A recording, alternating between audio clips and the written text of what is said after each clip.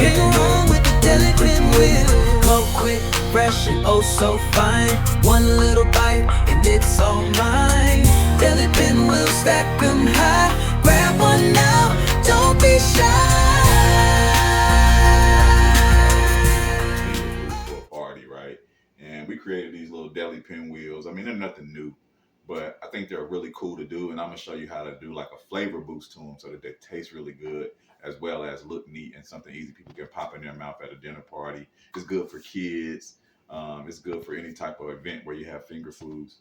So let's go jump right into it. We got this whipped cream cheese spread here. And I'm just gonna put a little bit of this on the bottom. We'd like to use this instead of mayonnaise because mayonnaise is runny. And when you're doing these, you don't want it to be where stuff is running all over the place.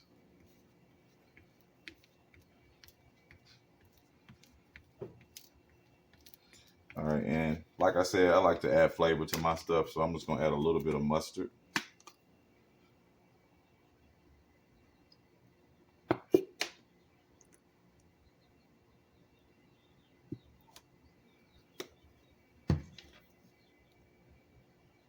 You don't want to put too much mustard because it's going to start seeping out the sides and stuff like that.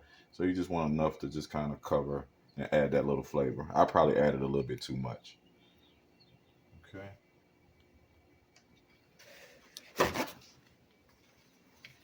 Now, for color, you're going to add some spinach. And you can use kale, you can use arugula, you can use whatever you would like to use. I'm just going to use spinach because that's what's in the refrigerator right now. I just like to take some stems off just because I like the presentation to look a little bit better. And you can use whatever meat you want.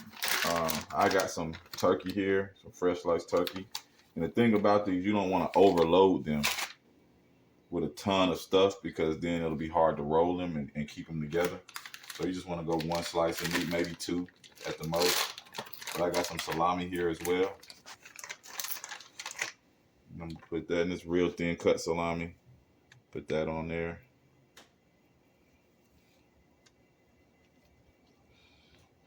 And same concept. You can use any cheese you want. But I got some pepper jack because I like the flavor when you add in salami. It's almost like Italian. If I had some pepperoni, I would put that on here too. If you like ham, you can do ham instead of turkey. I'm just using what was in the refrigerator.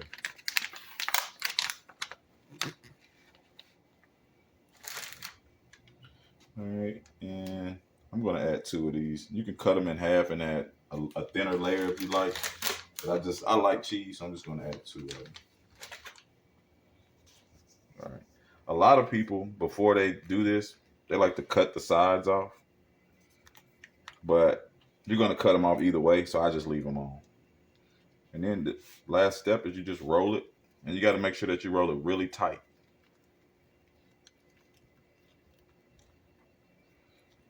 See how that mustard was trying to seep out? So now, like I said, a lot of people like to cut these off before, but I go ahead and cut mine off after. You see I don't have any meat or nothing inside of it. A lot of times when you cut them off before, you'll have a little wastage at the end. And then you just cut these into little wheels. You can cut them as thick as you like. I like to cut mine kind of thick, that way they stay together.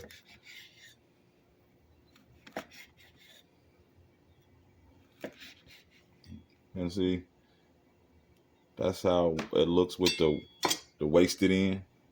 But these how they look if you put them on a platter together. And the cool part about it is you can do different color wraps.